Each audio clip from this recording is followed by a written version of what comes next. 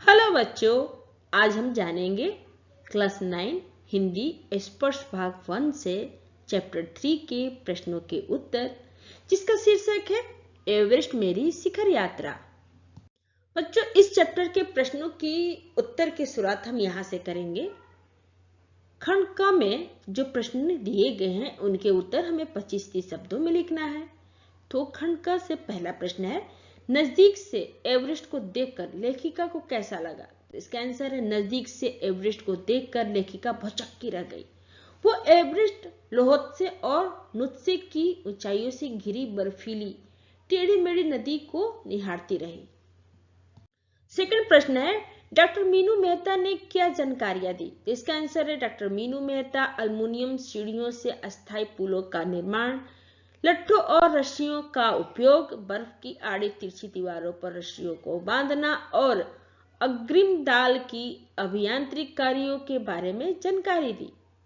Third प्रश्न है, तेनजिंग ने लेखिका की तारीफ में क्या कहा? तो इसका आंसर है, तेनजिंग ने लेखिका की तारीफ में कहा कि वह एक पर्वतीय लड़की है, उसे तो शिखर पर पहले ही प्रयास में पहुंच जाना चाहिए।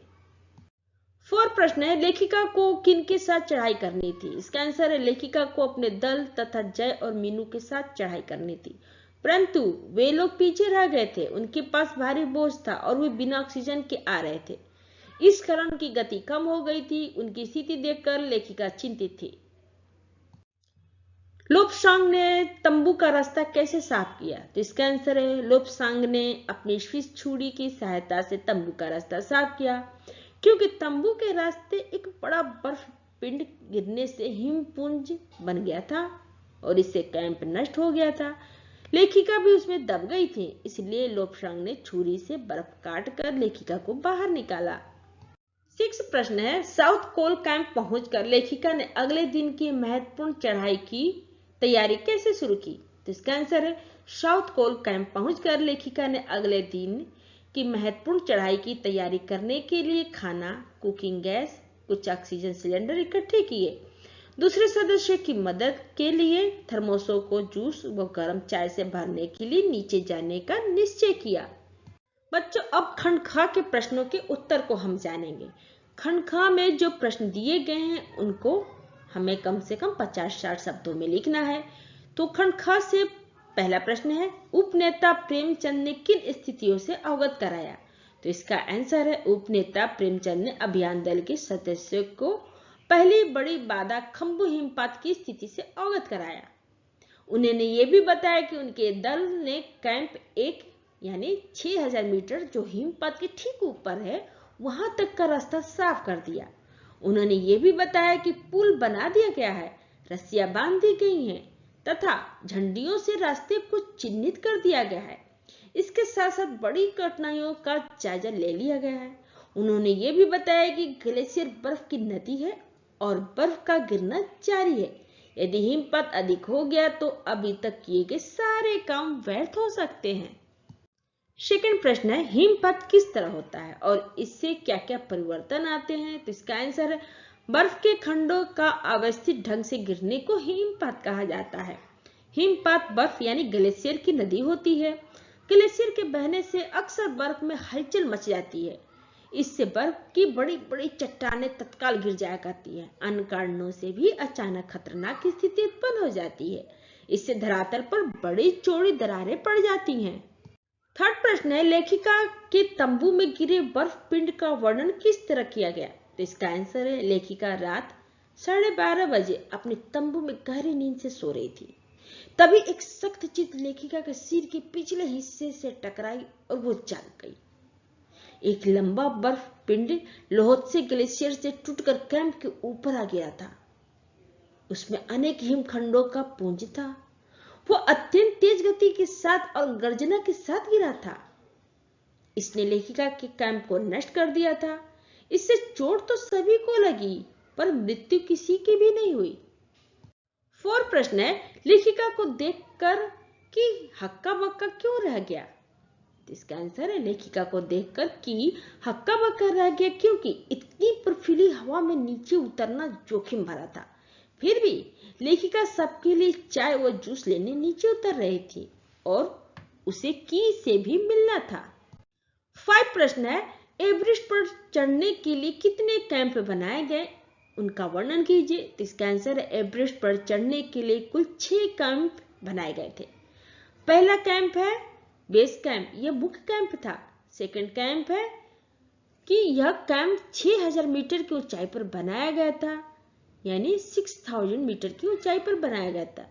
यह हिमपात के ठीक ऊपर था, इसमें सामान जमा था। थर्ड कैंप ये रास्ते ये चढ़ाई के रास्ते में था। फोर्थ कैंप इस लोहसे की बर्फीली सीधी ढलान पर लगाया गया था। यह रंगीन नायलॉन से बना था। यही लोहसे ग्लेशियर से टूटकर बर्फ पिंड कैंप पर आ गिरा था।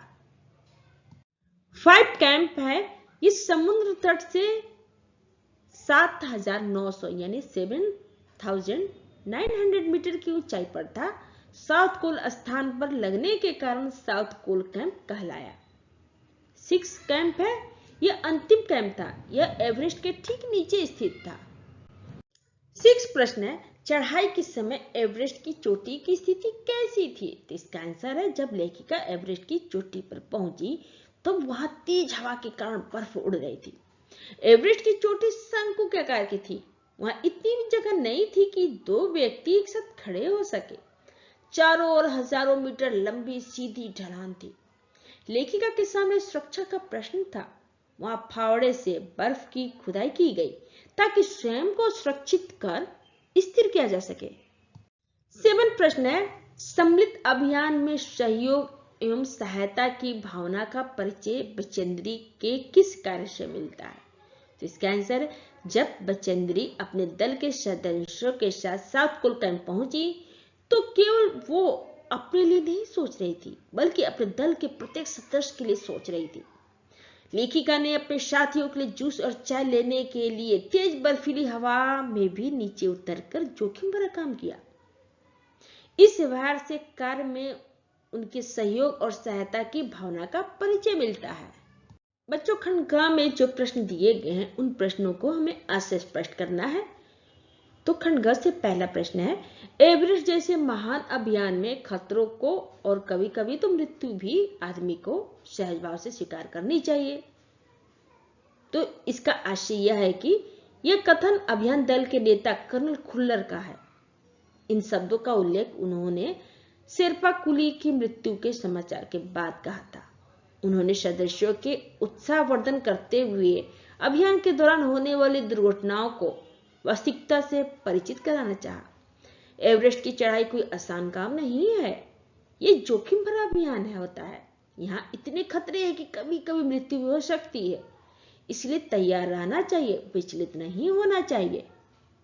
सेकंड प्रश्न है, सीधे धरातल पर दरार पड़ने का विचार और इस दरार का गहरे चौड़े हिम विदर में बदल जाने का मात्र ख्याल ही बहुत डरावना था। इससे भी ज्यादा भयानक इस बात की जानकारी थी कि हमारे संपूर्ण प्रयास के दौरान हिमपात लगभग 1 दर्जन आरोहियों और कुलियों को प्रतिदिन छूता रहेगा। तो बच्चों, इस कथन का आशय है कि हिमपात के कारण बर्फ के खंडों के दबाव से कई बार धरती के धरातल पर दरार पड़ जाती है। ये दरार गहरी और चौड़ी होती चली जाती है और हिमविदर में बदल जाती है। ये बहुत खतरनाक होते हैं और भी ज्यादा खतरनाक बात तब होती है जब पता रहे कि पूरे प्रयासों के बाद यह भयंकर हिमपात पर्वतारोहियों व कुलियों को परेशान करता रहेगा। थर्ड प्रश्न है, बिना उठे ही मैंने अपने थैले से दुर्गा माँ का चित्र और हनुमान चालीसा निकाला। मैंने इनको अपने साथ साथ लाए, लाल कपड़े में लपेटा, छोटी सी पूजा अर्चना की और इनको बर्फ में दबा दिया। आनंद की इस क्षण में मुझे अपने माता पिता का भी ध्यान आया। इस कथन का आशय यह है कि लेखिका एवरेस्ट की चोटी पर पहुंचकर घुटनों के बल बैठकर बर्फ पर अपना माथा लगाया और चुंबन किया। उसके बाद एक लाल कपड़े में मां दुर्गा का चित्र और हनुमान चालीसा को लपेटा और छोटी सी पूजा करके बर्फ में दबा दिया। इस रोमांचक यात्रा की सफलता पर वो बहुत खुश थी और सुख के क्षणों में उन्होंने अपने माता पिता को भी याद किया। बच्चों, प्रश्न है कि इस पाठ में प्रयुक्त जो शब्द दिए गए हैं उन शब्दों को व्याख्या कर पाठ के संदर्भ से ही वाक्य बनाना है। तो शब्द है निहारा है, धसकना, खिसकना, सागरमाथा, जायजा लेना और नौसिखिया। तो इसका उत्तर है पहला निहारा है। तो निहारा है तो इससे वाक्य बनता है कि एवरेस्ट की चोटी को बचेंद्री पाल ने निहारा है। सेकंड है धसकना खिसकना, तो ये शब्द दोनों शब्द हिमखंडों के गिरने के संदर्भ में आए हैं। थर्ड है सागरमाथा, तो ये शब्द नेपाली एवरेस्ट चोटी को सागरमाथा कहते हैं, यानी नेपाली लोग एवरेस्ट चोटी को सागरमाथा कहते हैं। फोर्थ शब्द है जायजा लेना, तो यह शब्द प्रेमचंद ने कैंप के परीक्षण निरीक्षण कर स्थिति के बारे में प्रयुक्त किया था। 5 शब्द है नौसिखिया, बचेंद्री पाल ने, तो ये शब्द बचेंद्री पाल ने तेनजी को अपना परिचय देते हुए यह शब्द प्रयुक्त किया था। प्रश्न है निम्नलिखित पंक्तियों में उचित विराम चिन्हों का प्रयोग करना है। तो पंक्ति क है, उन्होंने कहा तुम एक पक्की प्रवृत्ति लड़की लगती हो, तुम्हें तो शिखर पर पहले ही प्रयास में पहुंच जाना है। ख पंक्ति है, क्या तुम भयभीत थी। ग पंक्ति है, तुमने इतनी बड़ी जोखिम क्यों ली बचेंद्री। तो इसका आंसर है क का उन्होंने कहा, तो इसके आगे विराम चिन्ह लगा। फिर उसके आगे वाक्य है कि तुम एक पक्की पर्वतीय लड़की लगती हो, तुम्हें तो शिखर पर पहले ही प्रयास में पहुंच जाना चाहिए। फिर इसके बाद लास्ट में यहां विराम चिन्ह लगा। ख पंक्ति है, क्या तुम भयभीत थी, तो इसका विराम चिन्ह लास्ट में लगा। ग पंक्ति है, तुमने इतनी बड़ी जोखिम क्यों ली, तो यहां विराम चिन्ह लगाकर फिर बचेंद्री, उसके बाद फिर एक विराम चिन्ह लगा। प्रश्न है कि नीचे दिए गए कुछ उदाहरण हैं, उनके अनुसार निम्नलिखित शब्दों को युग्मों में प्रयुक्त करके वाक्य बनाना है।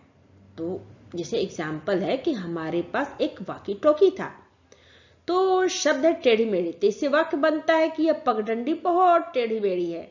शब्द है गहरे चौड़े, तो इससे वाक्य बनता है कि वहां गहरे चौड़े गड्ढे थे। शब्द है आसपास, तो इससे वाक्य बनता है कि गांव के आसपास खेत है। शब्द है हक्का बक्का, मतलब इससे वाक्य बनता है कि उसको वहां देखकर मैं हक्का बक्का रह गया। युग्म शब्द है इधर उधर, इससे वाक्य बनता है कि इधर उधर की बातें करना बंद करो। युग्म शब्द है लंबे चौड़े, तो इससे वाक्य बनता है यहां बहुत लंबे चौड़े मैदान है। बच्चों निम्नलिखित शब्द दिए गए हैं, उनको उपयुक्त उपसर्ग लगाना है।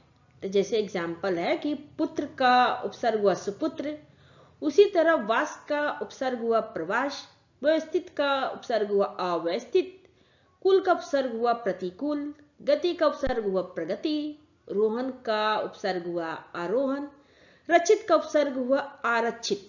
आपको मेरा ये वीडियो अच्छा लगा हो तो लाइक करें, या फिर कोई डाउट हो तो आप हमें कमेंट बॉक्स में लिख कर बताएं। अगर आप पहली बार मेरे चैनल पे आए हैं तो सब्सक्राइब करें और बेल आइकन को प्रेस करें, जिससे आपको मेरे नए वीडियो का नोटिफिकेशन सबसे पहले मिले। थैंक यू बच्चों, फिर मिलते हैं अगले वीडियो में।